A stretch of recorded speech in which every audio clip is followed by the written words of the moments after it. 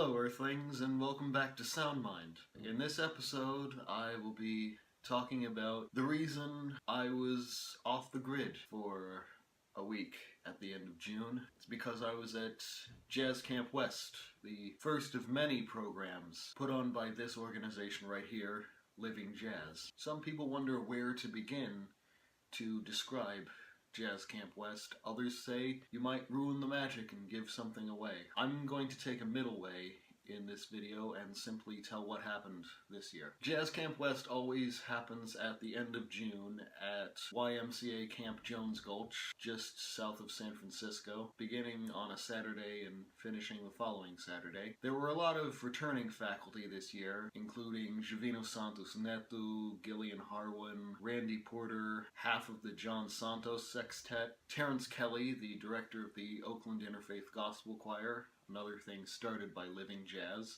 beatboxer extraordinaire Kid Beyond, guitarist extraordinaire True, Amy Molinelli, the American queen of the Brazilian tambourine, and one of my favorite drummers, Allison Miller, who will shortly replace one of my favorite singers, Madeline Eastman, as the artistic director of Jazz Camp, or Living Jazz. I don't know how far that title extends. Every year we have a special faculty member, the artist in residence. This year it was Darman Meter, probably best known as one of the New York Voices, and possibly the first Jazz Camp artist in residence to be both a singer and an instrumentalist. Some new faculty members included Colin Hogan, who I will mention later, and Adam Thies, whose work I was quite familiar with, having seen him live 3 times, including once with the Jazz Mafia Symphony. Most of the sites around camp where Jazz Camp classes are held are renamed or named after jazz musicians, such as one place called the West Wing, as in West Montgomery, or Trains Station, as in John Coltrane, or Hubbard's Hang, like Freddie Hubbard, or the Eddie Marshall Drum Pavilion, after the late Jazz Camp co-founder, and Gold's Gulch, after Michael Golds, a former faculty member who returned this year as a camper. The basic schedule every day is breakfast, 3 periods of classes, lunch, 3 more periods of classes, an open mic in the main amphitheater, dinner, and then a faculty concert, followed by a jam session in the dining hall late at night. At the all-camp meeting on the first Saturday, Stacy Hoffman, the executive director, gives a speech every year detailing what someone's emotional journey through the week might look like. Many people hit emotional nadirs on Wednesday, to the point where having a Wednesday is a common saying. This year I was fortunate to have my Wednesday on Monday, because like most Wednesdays, it was replaced for the rest of the week with a massive high. This year was actually my favorite jazz camp ever. On Sunday and Monday, I initially took a theory class with Glenn Pearson, Darman Meter's bebop improvisation class, Jason Ewald's songwriting class, Jovino Santos Neto's Gilberto Gil ensemble, Randy Porter's class on blues and rhythm changes, 2 ubiquitous chord progressions, at least in jazz, and the all-camp gospel choir led by Terrence Kelly. One interesting thing I learned in Randy's class, which reinforced something I learned at Berkeley, is that when you're going for a more traditional jazz piano style, especially on the blues, the tonic chord should be a major 6 chord rather than a 7. It makes sense when you think about creating tension like in your solo. A major 6 chord is a fairly consonant chord with 1 dissonant interval the whole step, but that has way less tension than the half step in a major 7 chord, let alone the tritone in a dominant 7 chord. So if you begin with the more stable major 6 chord, you have a much broader scope of tension. You have somewhere to go to.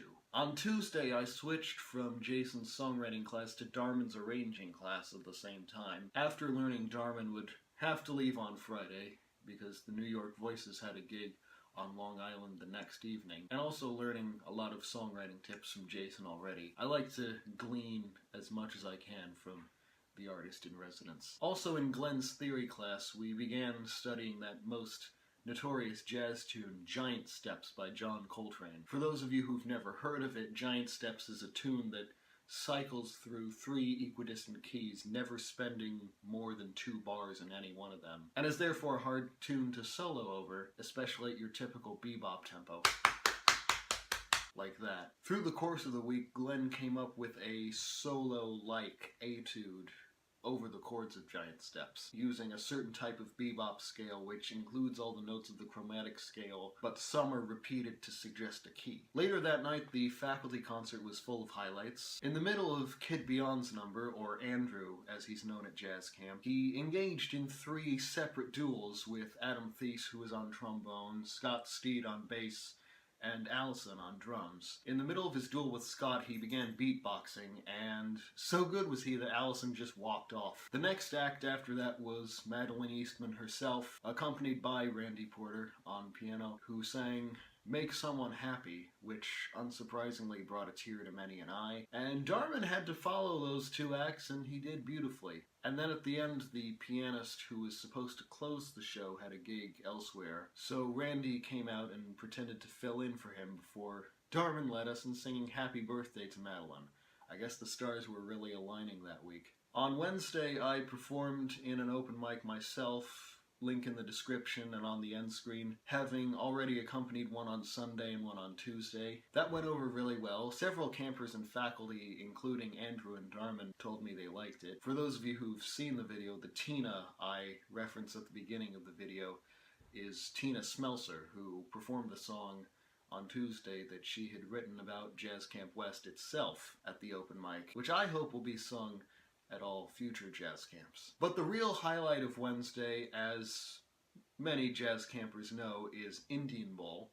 This is another one of those things where campers are divided as to whether describing it ruins the magic or it's too hard to describe, but I'm going to give it a shot. Basically, what happens is we hike up to an outdoor amphitheater, which is also a sacred space for, I believe, several indigenous American peoples. We eat dinner there, followed by a skit put on by a mixture of campers and staff, always really funny, usually narrated by Andrew, Kid Beyond, followed by a faculty concert by the light of a bonfire.